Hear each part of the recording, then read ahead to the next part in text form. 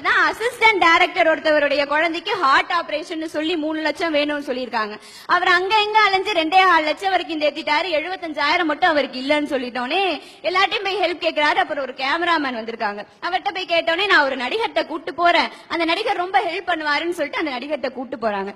போனோடனே அவர் இருங்க கொஞ்சம் வெயிட் பண்ணுங்க, ஒரு 2-3 ஷாட் இருக்கு, நான் முடிச்சிட்டு வந்து உங்கள்ட்ட என்னன்னு பேசுறேன்னு சொன்னோடனே 2-3 மணி நேரம் கழிச்சு வந்தாராம். வந்தோடனே என்ன விஷயம் என்ன கதைன்னு சொல்லி கேட்டோடனே அவர் சொல்றாரா, ஐயா கதை சொல்ல வரல, இது மாதிரி ஒரு அசிஸ்டன்ட் டைரக்டர் இவருடைய குழந்தைக்கு வந்து ஹார்ட் ஆபரேஷனா 75,000 வேணும், உங்கள்ட்ட ஹெல்ப் கேட்டு வந்திருக்காரு.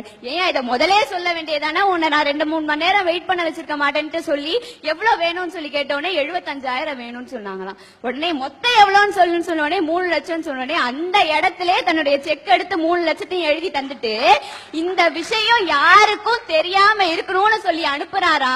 அவரு வேற யாரும் இல்ல, இன்னைக்கு தமிழ்நாடே தலைமையில தூக்கி வச்சு கொண்டாடுற தலைன்னு சொல்ற அல்டிமேட் ஸ்டார் அஜித்குமார் தாயா.